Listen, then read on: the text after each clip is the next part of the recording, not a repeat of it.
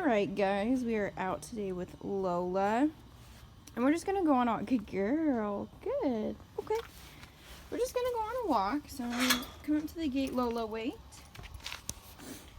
I want Lola to understand that thresholds coming in and out of the house, in and out of the car, in and out of the kennel, or simply in and out of the backyard wait, is a point of respect. So I put that wait command to her. Good girl.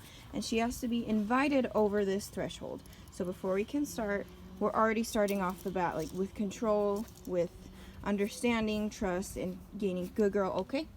And gaining that better training relationship. So I want her to understand that she doesn't really get to make choices. Lola-heel, I get to make those decisions, and she has to trust in me and have faith in me that I'm going to make the right decisions for her, and also show her how to make those right decisions. So in everything we do, we teach implied stays, meaning Lola-heel, meaning that I don't tell her the word stay.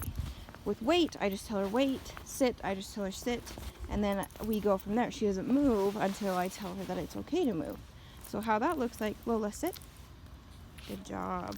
In order for her to understand that it is an implied stay and she can't move unless I tell her, we have to have a very clear release command.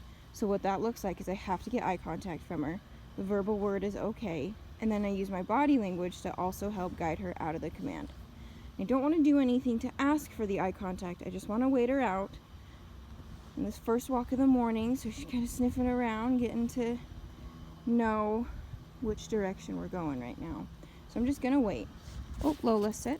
Good girl. Okay, good. So normally what happens, especially with dogs so young, heel, come on, is that she'll hold the command, she understands it, but she'll get distracted. So then she's like, okay, well, there's something good, something that smells good over here, so I'm going to go to it.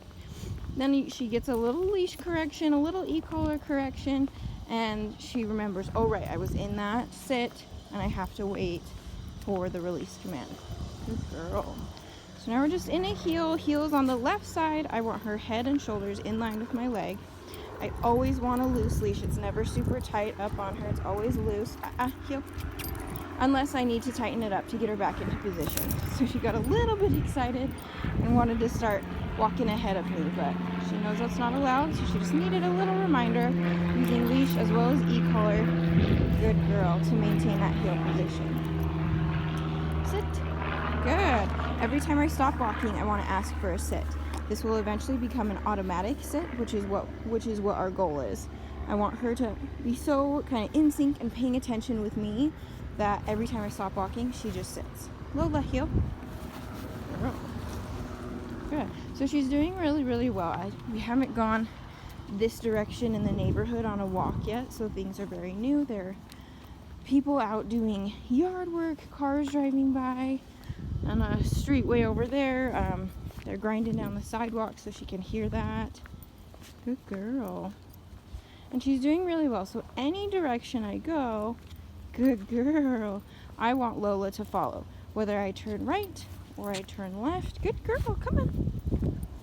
I want her to understand that she just has to maintain that heel position. And she's doing really, really well with it. She's happy and bouncy, good girl. And really loving the structure.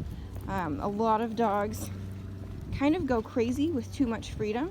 They don't really know what to do with themselves, and you give them a little bit of structure and all of a sudden they can handle life. Good girl. So this is really going to help, especially with those socks. If you have this relationship and understanding that she kind of has to ask permission to do almost anything, and she trusts you, and you show her what to do and how to do it. Lola, sit. Good girl. That's going to help with the socks. It's going to be a lot of different things put together. It's going to be prevention, so picking up socks is going to be supervision, making sure she's not left alone where there are socks everywhere, or kind of anything. Lola-heel, anything that she can get a hold of and put in her mouth. And then it's also just going to be obedience, the fact that she understands how life works and where she falls in the family, and how she just kind of has to listen. Good girl. Come on, Lola-heel. Good job. So in a heel position, there isn't any sniffing. She's not allowed to sniff. She's not allowed to go potty or get distracted or go say hi to anybody. She's just focused on walking in that heel position. So once we get to a certain point where I maybe want her to sniff around or go potty, I'll just say, Lola, okay, and kind of guide her out with my leash, let her start sniffing around, good girl, and do her thing. So that's what that looks like. We're doing some really good stuff with Miss Lola here. Come on. Good job, Lola-heel. Good girl.